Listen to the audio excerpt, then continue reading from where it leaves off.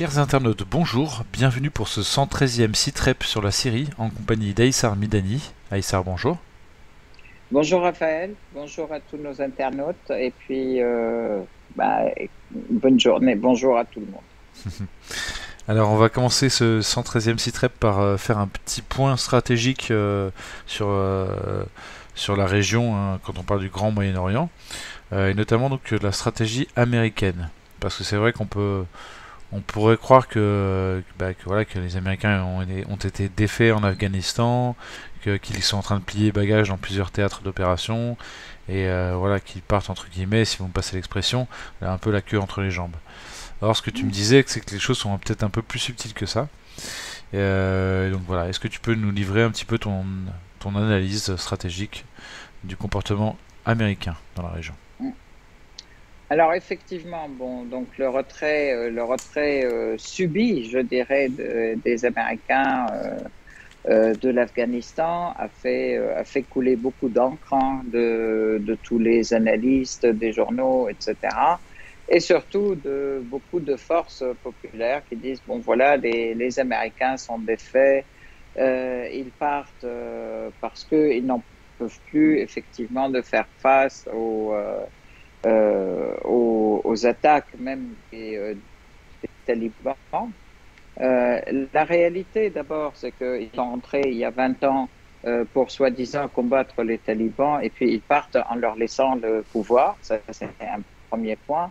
Le deuxième point, il y a eu des accords entre eux et les talibans quand même à Doha, euh, qui n'ont pas été publiés, mais on ne sait pas quelle est la teneur. Et pour certains analystes, cet accord justement visait à donner le pouvoir aux talibans et transformer en fait à l'Afghanistan en lieu de confrontation de toutes les factions terroristes, puisqu'on a vu aussi 2 mois auparavant les Américains, les hélicoptères américains transféraient les terroristes de la Syrie, les Tchétchènes, les Turkmènes, etc., vers l'Afghanistan, et les Ouïghours aussi. Et puis voilà, bon, puis ils disent que ils se retirent. Effectivement, beaucoup de leurs alliés, comme le pouvoir afghan qu'ils avaient soutenu et qui avait coopéré avec eux, et ils ont été pas seulement déçus, en fait, révoltés par l'abandon des Américains de leurs alliés. Mais telle est leur pratique, en fait. Mais on voit que d'un autre côté, il y a un renouveau, je dirais, de l'attaque, des attaques américaines. Euh, En fait, en Syrie, ça a commencé, on a bien vu Biden qui avait commencé par comment dire, des attaques doubles avec les Israéliens déjà contre les positions syriennes et sur les frontières irakiennes au début du règne de Biden. Et puis maintenant, on voit en fait un renouveau de cette politique qui est de gérer les choses par derrière, qui est la politique du parti démocrate par excellence, qui est nous restons derrière, mais nous activons nos alliés, nos instruments pour faire les choses à nos places. Voilà, donc on a vu là, ces derniers temps, rien que les 2 dernières semaines, des pièges, je dirais, un peu partout. Une attaque israélienne par 2 F-16 qui sont partis de la base Al-Tanf qui ont attaqué Palmyre, donc les positions de l'armée syrienne et de ses alliés au centre de la Syrie. On a vu qu'il y avait un trucage des élections en En Irak, Irak, mais avant de parler des de ce élections. trucage, Et, Aïssar, j'aimerais on oui, revienne sur ces deux avions F-16, hein, donc il y a eu un oui, on y soldat tué. reviendra, mais là, je, D'accord. je, je Dresse un cite panorama. l'ensemble des événements pour que le lien soit évident. D'accord. Et puis, on y reviendra dans le détail, effectivement. Le trucage, donc, on a dit des élections irakiennes qui mettent de côté, qui éliminent en fait qui éliminent ou qui mettent en minorité dans l'Assemblée législative les forces de Hashd al-Sha'bi et les forces de la résistance. On a vu qu'au Liban, il y a des attaques en règle, et ce depuis d'ailleurs l'explosion du port, mais maintenant qui continue contre les forces de la résistance, contre le Hezbollah et contre son alliance avec le parti de Aoun et les autres partis. Toutes ces attaques en règle, tout ça vise à nouveau à un renouvellement en fait des guerres confessionnelles, des tensions internes au pays, et ceci en se basant sur leurs alliés dans chacun des pays. Donc, en Irak, ils se basent sur leurs alliés parce qu'ils en ont toujours. Au Liban, ils se basent sur leurs alliés qui sont aussi qui existent. Il y a un parti qui est complètement payé par l'Arabie Saoudite et qui est complètement inféodé non seulement aux États-Unis mais aussi à Israël. Et puis en Syrie, c'est la base Al-Tanf, la base américaine, qui sert de lieu de départ et des avions israéliens.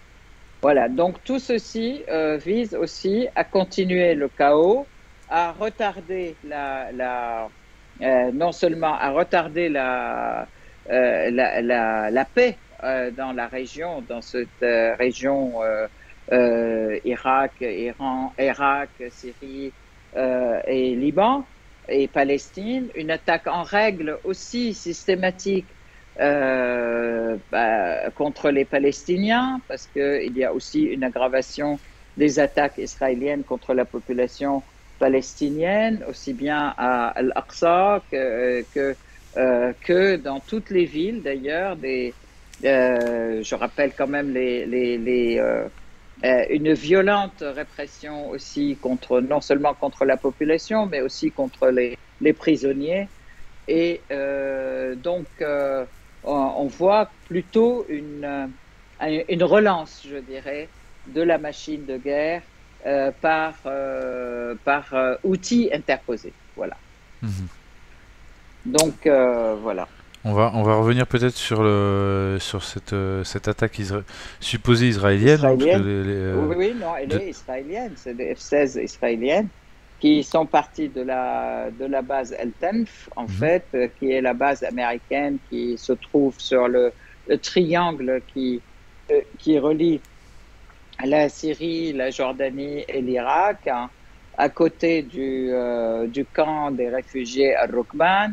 Les avions israéliens ont pris d'ailleurs la trajectoire à partir de là d'avions civils, en fait, et se cacher derrière des avions civils, ce qui fait qu'on ne pouvait pas effectivement les viser, mais il y a eu donc des morts et des blessés de l'armée syrienne et des alliés. Donc ça, c'est un point très grave. Je voudrais rappeler quand même que c'est la deuxième fois que les Israéliens font aussi cette manigance de prendre les trajectoires d'avions civils pour déjouer une éventuelle attaque ou une éventuelle riposte de l'armée syrienne. Donc là aussi, bon, à partir du moment où ils sont sortis de cette trajectoire civile, bon, ils ont été attaqués, mais il est certain que c'est très grave, et ceci, on espère quand même, est fait pour provoquer la colère de la Russie, qui jusqu'à présent, elle était assez il y avait des accords entre la Russie et Israël qui faisaient qu'ils devaient éviter ce type de situation. Donc, ça, c'est un premier point. Il y a eu des morts et des blessés parmi les soldats syriens là-dessus et les alliés. Il y a eu, suite à ça, bien sûr, un communiqué commun de toutes les forces alliées à la Syrie, disant que de toute façon, ça ne restera pas impuni et que la riposte viendra et elle fera mal. Donc, elle aura lieu et elle fera mal. Donc, ça, c'est aussi un point très, très important à prendre en compte et les Israéliens ont intérêt à en tenir compte. Deuxièmement, donc, au Liban, toutes les manigances, en fait, depuis l'explosion du port de Beyrouth, où dès les premières minutes, les médias mainstream ont commencé à s'attaquer à Hezbollah en disant ce sont les armes de Hezbollah qui ont explosé à l'aéroport, etc. Puis après, il s'est avéré que c'était plutôt un lieu de stockage, un hangar, le hangar qui abritait des tonnes De nitrate. nitrate. Oui, de nitrate, effectivement. Tu as dit l'aéroport, mais on de avait compris nitrate que d'ammonium, en fait. tu as parlé de Ah, pas l'aéroport, mais l'aéroport, c'était le port de Beyrouth, on avait port. compris. Le port de Beyrouth, oui, pardon. Je t'en prie. Le port. Et donc, voilà. Et donc, depuis ce moment-là, il y a eu un déchaînement des médias mainstream, en fait, occidentaux et tous les médias qui y sont liés, arabes, en fait, les médias arabes qui sont liés aux médias mainstream et qui sont tous aux mains des grands monopoles américains, occidentaux, de l'OTAN, etc. Depuis ce temps-là, il y a une attaque en règle contre les armes de Hezbollah, le fait que c'est le Hezbollah qui a stocké ces explosifs, etc., sachant que le port de Beyrouth, il est dirigé par des amis de Jaja et de Hariri, sachant que comment dire, ces stocks, ils y sont depuis 2013, et que moi, je voudrais quand même ajouter une information. Ce type d'explosif, il a été utilisé par les terroristes en Syrie pour mettre toujours pour faire exploser les lieux et les gens, etc., qu'ils voulaient faire, surtout pour toute l'infrastructure en Syrie.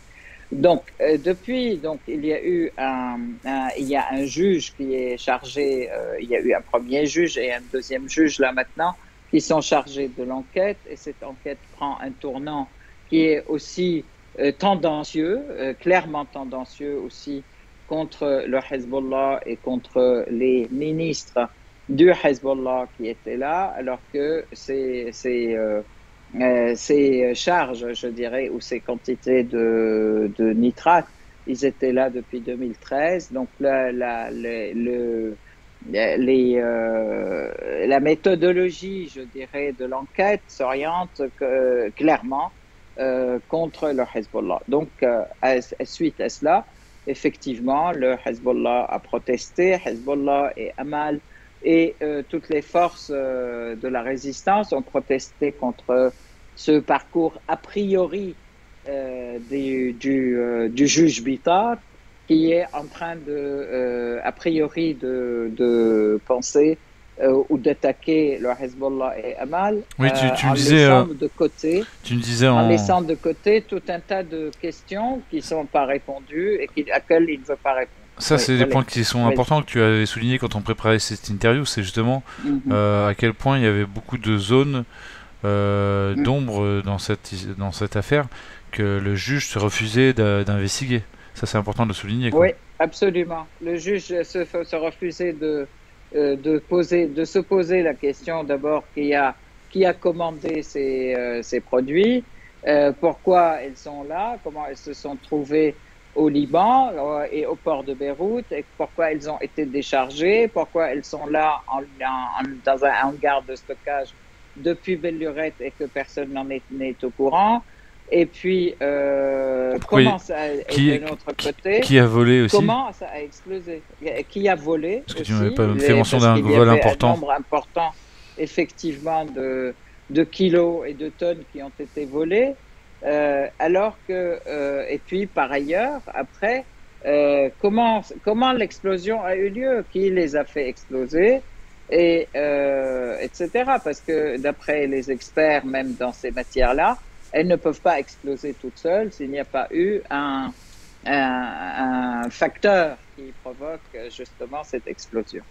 Et donc, toutes ces questions sont abandonnées, alors que le juge, là, actuel, il s'intéresse à qui était à son travail, il s'intéresse aux détails de présence des fonctionnaires et mettant tout le paquet sur le fait qu'il y a une négligence administrative des gestionnaires du port et en voulant de fait laisser oublier tous les facteurs qu'on a évoqués tout à l'heure.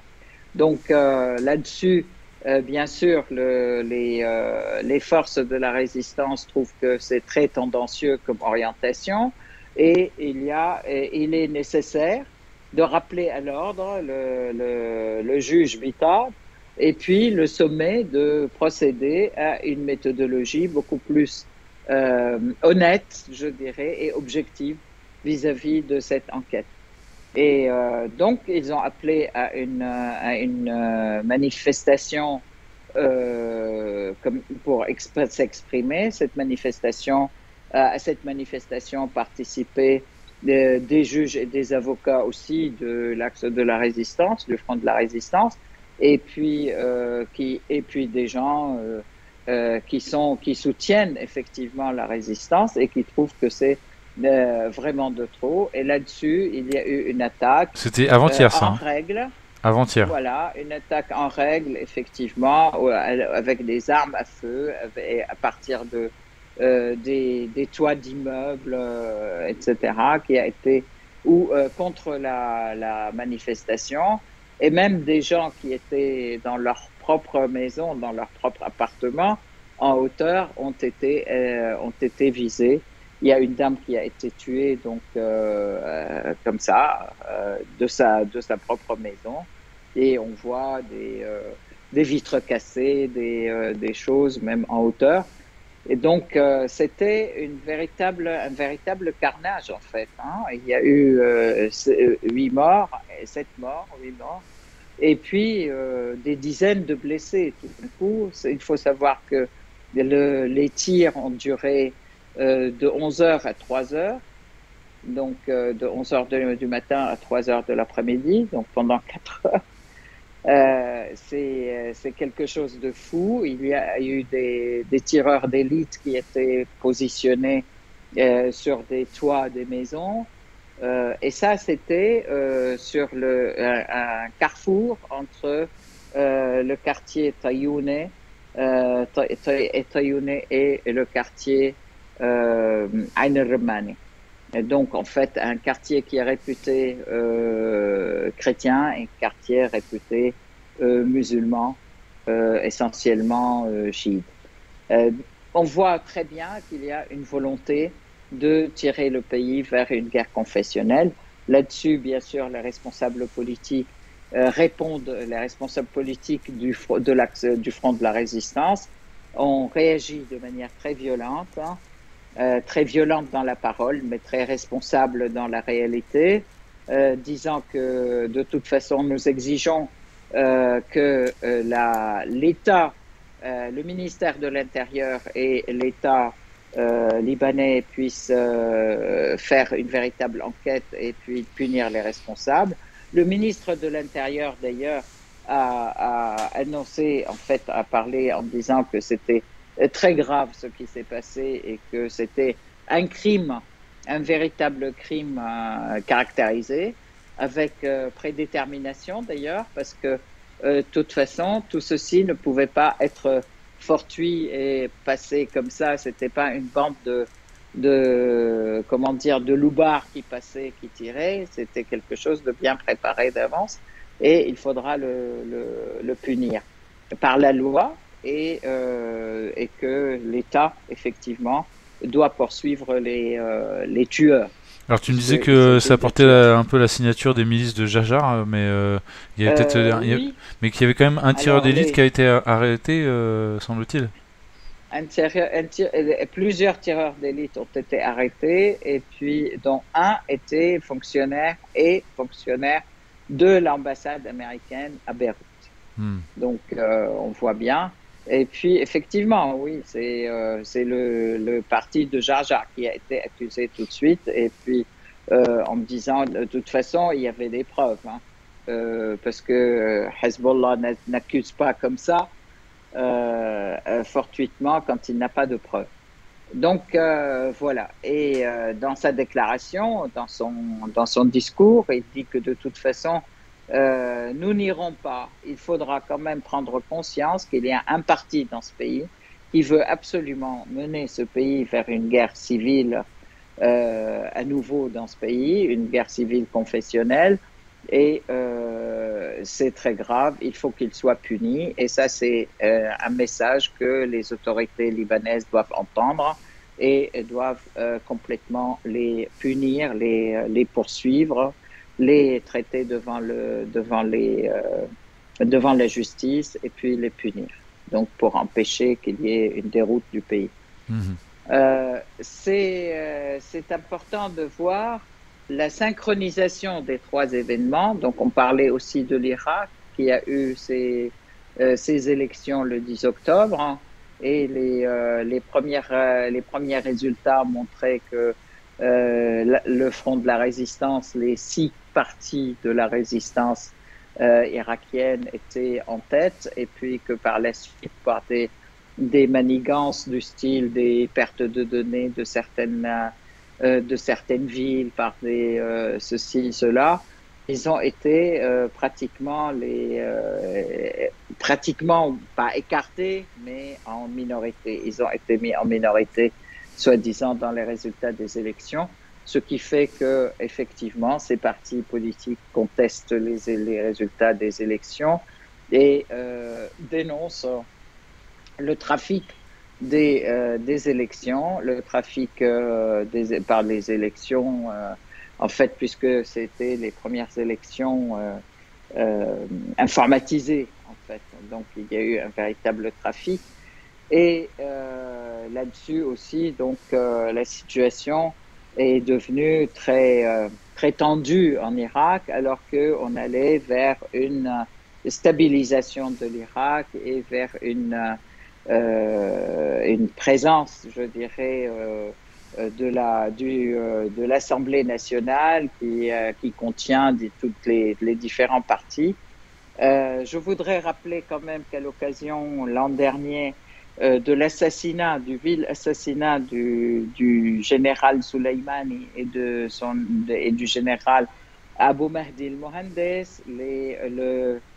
l'Assemblée nationale en Irak a voté à la majorité presque unanime, elle a une majorité absolue, et elle avait voté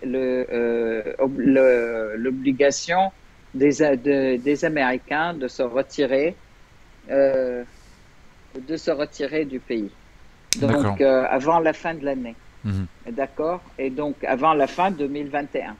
Et là, le fait que ce sont plutôt les alliés qui sont revenus en force au pouvoir, à l'Assemblée, donc c'est pour à nouveau décider que les Américains doivent rester. C'est aussi important que ça, ce trafic des élections. Oui. D'un autre côté, bon, en Syrie, effectivement, il y a une grande avancée quand même de la sécurisation, je peux dire, du sud de la Syrie, de la ville de Deraa et de tout son gouvernorat, car depuis un mois, c'est tous les jours une des villes nouvelles et puis des villages du même gouvernorat, hein, c'est à la fois à l'est, à l'ouest, etc., de Deraa, qui rendent les armes, où il y avait vraiment des armes importantes, des armes lourdes et semi-lourdes et moyennes. Et puis les gens rendent leurs armes et se rendent et signent des régularisations, ils régularisent leur situation et sont tous heureux de revivre normalement, de mener une vie de citoyens normaux avec leur famille et aussi les familles et les civils de ces villes sont très contents aussi de pouvoir revivre normalement sans la peur, sans le kidnapping, sans les assassinats ciblés, sans les viols, etc.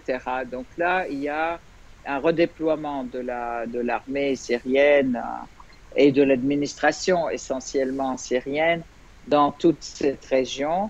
Et les gens regardent ça d'un très bon œil parce qu'ils ont envie de revivre normalement, de travailler leur terre normalement et de ne plus être en but ni au kidnapping, ni au rançonnage, ni aux assassinats. Donc, on peut dire que cette opération continue de manière très réussie et que les frontières sud de la Syrie sont de plus en plus, sont en cours de sécurisation rapide, ce qui n'est pas sans déplaire à Israël, puisqu'ils sont de l'autre côté des frontières et que maintenant ils ne peuvent plus intervenir par le biais de leurs alliés qu'ils faisaient activer à l'intérieur du sud syrien. Mhm. Voilà. Ok. On va avancer un petit peu dans l'interview parce que ça fait déjà 25 Oui. minutes qu'on est ensemble. On va continuer à parler d'international et de la région. Avec les suites de l'Assemblée générale de l'ONU, la première qui avait lieu en présentiel depuis un certain temps. Et tu voulais notamment parler de ce qui s'est dit dans les délégations. Oui, en fait, ce qui s'était passé en fait dans cette réunion, c'est que d'abord c'est la première réunion en présentiel et c'est la première réunion à laquelle participe le ministre des Affaires étrangères syrien, le ministre Faisal Mordad, aussi bien sûr avec Bachar el-Jafari et toute la délégation. Ils ont pu rencontrer énormément de pays et des représentants de pays. Donc, dans les relations ou dans les pourparlers, alors il y a deux parties. Une partie, je dirais, officielle où les pays reviennent vers la Syrie et puis reparlent d'intégration, reparlent de reconstruction, etc. Et il y a une partie officieuse qui est beaucoup plus chaleureuse, je dirais, où on parle vraiment de coopération, que de toute façon, pas mal de pays, ils sont contents de voir la Syrie, notamment les pays, les responsables des pays arabes. C'est de toute façon, notamment, je peux parler même de l'Égypte, où la Syrie, elle reprend, il est important qu'elle reprenne sa place au centre des nations, qu'elle reprenne son rôle leader dans le monde arabe, etc. Et bon, d'un autre côté, il y a effectivement les pays occidentaux. Je ne parle pas des pays de l'Union européenne, mais en fait, il y a des pays qui sont très contents de pouvoir coopérer avec la Syrie, comme la Serbie, comme la Biélorussie, la Bélorusse, il y a eu, il y a aussi d'autres pays, et aussi la Russie, et puis surtout des rencontres avec tous les pays d'Amérique latine, en fait. Donc la Bolivie, le Venezuela, Cuba et l'Inde, etc. aussi, qui n'est pas de l'Amérique latine, l'Inde, mais en fait mais aussi les responsables chinois, en fait, le représentant de Chine et de Russie qui était là. C'est très important, y compris d'ailleurs le Pakistan et la Malaisie, en fait. Donc, les pays aussi bien asiatiques que de l'Amérique latine et que des pays arabes sont contents de voir revenir la Syrie à son rôle normal. Et de toute façon, elle n'a jamais été exclue de l'ONU. Mais qu'ils sont contents de pouvoir reprendre les relations avec la Syrie. Et de la nécessité de les reprendre et puis la nécessité de coopérer et de continuer, remerciant aussi la Syrie d'avoir mener cette lutte âpre contre le terrorisme en disant que de toute façon, le terrorisme, vous êtes battu pour la Syrie, mais vous nous protégez aussi à nous, parce que le terrorisme n'a pas de frontières et il nous menace tous. Et donc, c'est aujourd'hui, nous sommes tous priés, ou je dirais, appelés à lutter contre le terrorisme, mais la Syrie a payé la plus grande part dans cette lutte, dans cette guerre. Voilà. On va parler du Yémen maintenant. Oui, alors le Yémen. Alors moi, je voudrais revenir un petit peu à l'étape d'avant, puisque on parlait du fait que ça déplaisait à Israël effectivement qu'il y ait une sécurisation des frontières sud de la Syrie. Ce qui fait d'ailleurs que Israël a repris les menaces. Elle passe à une phase très importante dans l'agression contre le peuple palestinien, aussi bien à Al-Quds dans toute la Cisjordanie, à Ramallah. Aujourd'hui, ils sont en train de vouloir, consacrer la soi-disant ambassade américaine à Jérusalem, d'ailleurs. Aujourd'hui même, et il y a la présence de la fille de, de Trump et son mari, Jared Kushner et Ivanka. Alors, ils sont reçus donc par les Israéliens. Est-ce que ça voudrait dire que Trump commence sa campagne électorale 2024 en commençant par l'extérieur, par Jérusalem? C'est quelque chose d'absolument surprenant, même dans les pratiques internationales, alors que Biden et le Parti démocrate étaient revenus sur cette décision du transfert de l'ambassade américaine à Jérusalem, et ils avaient effectivement dit que c'était pas bien, et que voilà. Bon, ben on voit aujourd'hui qu'il y a ça. Un autre côté, il y a aussi, il multiplie les assassinats contre les militants, aussi bien palestiniens que les militants syriens du Golan. Il y a aujourd'hui, hier, a été assassiné un grand militant syrien du Golan qui s'appelle Hekmat Saleh Saleh, auquel je rends hommage complètement. C'est un grand militant. Il a été attaqué, il a été capturé par ou il a été aussi dans les geôles israéliennes dès ses 17 ans. Il a passé 12 ans de prison. C'est un grand militant, pardon, très déterminé du Golan, et qui assume et assure en fait à la fois non seulement la lutte du Golan contre l'occupant israélien, mais aussi la lutte palestinienne et des Palestiniens aussi. Et en fait, il avait franchi le siège, en fait, les barbelés qui séparent dans la ligne de séparation, en fait, le Golan occupé de la Syrie. Et il était venu en Syrie, il avait rencontré le président Assad. Il a été pendant quelques années aussi, il avait été le représentant du Golan dans le Parlement syrien, dans l'Assemblée du peuple. C'est un grand militant qu'ils ont assassiné aujourd'hui, et qui pour moi, il fera énormément de petits militants aussi, parce que on sait que quand il y en a un qui tombe, il y a des milliers qui relèvent le drapeau.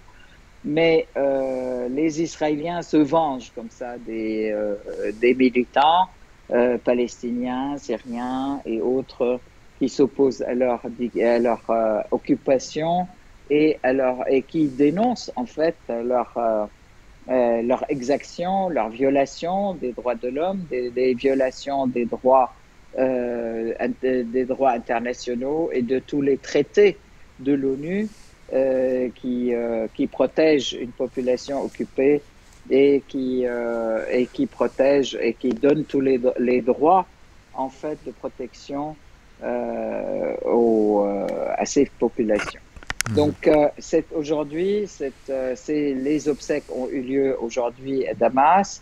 Il y a en même temps un attentat. Il y a eu aussi un attentat à Konetra contre le responsable de la réconciliation. De la réconciliation à Konetra, mais en fait, un attentat raté, heureusement, parce que ils ont piégé sa voiture, mais fort heureusement, il est sauvé, il est sain et sauf et il n'a pas été atteint. Donc, on voit tout ça, c'est l'esprit d'occupation, d'agression qui règne, en fait, je peux dire, Israël se sent est aux abois et en train d'attaquer à droite, à gauche, partout, et essayant de faire mal, mais d'un autre côté, ça ne fait qu'attiser effectivement la volonté, la détermination à libérer le pays. Et la Palestine, je dirais, la Palestine n'a jamais été aussi proche de la libération que maintenant. Donc, on va continuer voilà. sur ce Hommage que... à tous ces militants, oui, voilà. Merci. On va continuer donc sur le Yémen, puisque tu précisais que les révolutionnaires au Yémen ont fait encore une avancée importante au niveau militaire. Alors, oui, donc je pourrais revenir aussi sur les grands succès de l'axe de la résistance, tout le front de la résistance dans la région. Effectivement, aujourd'hui, hier, le président, le, le général Sari annonce effectivement une grande victoire nouvelle des Yéménites aussi face aux forces de la coalition saoudienne, émirati, etc., qui continuent à attaquer le Yémen et à bombarder partout. Donc que malgré tout ça, il y a plusieurs tribus qui ont rejoint les forces de la résistance, les forces de la révolution, et aujourd'hui à Maghreb, et que aujourd'hui, hier en fait, c'était le résultat des derniers combats, 3200 km² de Maghreb ont été libérés. C'est une grande victoire, c'est une très grande avancée, puisque la région de Maghreb et la province de Maghreb est une province qui est stratégiquement très importante sur le plan de géolocalisation. En fait, elle surplombe les passages d'eau, en fait, aussi bien entre la mer Rouge et la mer Arabe. C'est une région qui contient beaucoup de richesses, hein, et elle était jusqu'à présent complètement visée par l'Arabie saoudite et occupée. Donc maintenant, les forces révolutionnaires reprennent le dessus et ont libéré donc cette province. Je pense que c'est une avancée très importante et dont il faut tenir compte, et qui fait reculer encore une fois les forces d'agression de la région, qui sont les forces saoudiennes et émiratis, qui pactisent avec Israël, disons-le, et qui n'arrêtent pas d'avancer dans le processus de normalisation des relations avec Israël et même de collaboration au niveau, aussi bien au niveau sécuritaire, au niveau militaire, au niveau des échanges d'informations et même au niveau culturel et qui prépare malheureusement le débat et les médias pour un discours de banalisation de l'occupation, alors que c'est non seulement une occupation, mais c'est une expropriation des vrais habitants du pays au niveau de la Palestine. Donc, c'est en fait une double agression, je dirais, puisque encore aujourd'hui, les Israéliens continuent, accentuent leur violation des terres palestiniennes, leur violation des droits des Palestiniens, même à aller cueillir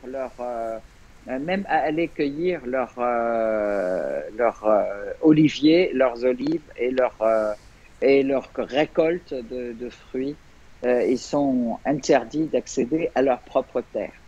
Donc voilà, ça, on ne peut que dire que cette lutte des peuples continuera et elle continue avec beaucoup de détermination à chercher la liberté, à chasser les occupants de toutes sortes, en Syrie comme en Palestine, comme au Yémen. Et donc, effectivement, la victoire viendra. Je voudrais dire 2 mots, si j'ai le temps. Et j'ai le temps, Raphaël? 2 minutes? Tu peux le prendre, mais après, c'est vrai que ça fait déjà 40... Juste pour info, ça fait 2 42 minutes. minutes, 42 minutes qu'on est ensemble. Voilà, 1 minute. Je voudrais juste dire, en Syrie, dans le nord-est, les forces populaires aussi continuent à s'insurger contre la présence de Assad et contre leur collaboration avec les Américains et avec les Turcs, indirectement avec les Turcs. Et aussi, du côté d'Idlib, la population aussi s'insurge contre la présence des terroristes et contre la présence turque. Et l'armée syrienne, aussi bien qu'avec l'armée russe, ont commencé aussi à attaquer les bases des terroristes qui sont soutenus par la Turquie dans le nord-ouest de la Syrie. Donc, tous ces occupants sont en voie de déguerpir, je peux dire. Et la Syrie va recouvrir ces territoires et va à nouveau reprendre le contrôle de toutes ces terres. Alors, avant de reparler plus en Syrie dans le détail, on avait mentionné en préparant cette interview également les attentats terroristes qui frappent l'Afghanistan en ce moment, notamment à Kaboul. Si tu peux nous en dire un peu plus. En fait, bon, ça montre quand même que la volonté, en fait, de garder le terrorisme dans la région, elle était là et que maintenant, ça se traduit par des faits, des explosions dans les mosquées à Kaboul, des explosions. Il y a eu déjà 2 explosions en l'espace d'une semaine. Dans 2 mosquées différentes du pays. Le peuple afghan recommence à vivre au rythme du terrorisme alors qu'ils espéraient en avoir fini. Bon, tout ça, c'est la politique américaine qui reprend son souffle, je dirais. Et sans en avoir l'air, puisqu'ils ont dit qu'ils s'étaient retirés. Voilà. Alors, on va revenir Donc, sur la Syrie. Là, en fait, oui. sur la Syrie, on a tout dit dans le cadre de cette. On n'a pas parlé de Assad qui a reçu le représentant spécial de Poutine, Lavrentiev. Oui, aujourd'hui, effectivement, le président Assad reçoit le représentant personnel de Poutine, c'est en fait Lavrentiev, et puis le représentant, le vice-ministre des Affaires étrangères en Syrie. Ils sont en train de discuter aussi des capacités, des possibilités ou d'augmenter les possibilités de coopération, mais surtout du lancement de l'ensemble des accords qui ont été faits jusqu'à maintenant. Donc ça, c'est un point important, hein, très important, surtout dans ce contexte, hein, où la pression américaine continue, où la présence turque continue. J'ose penser quand même que il y a aussi une préparation, euh, pardon, de il y a eu aussi une première rencontre, une énième rencontre pour la Constitution avec Geir Petersen à Genève. Donc tout ceci évolue de manière, je dirais, positive.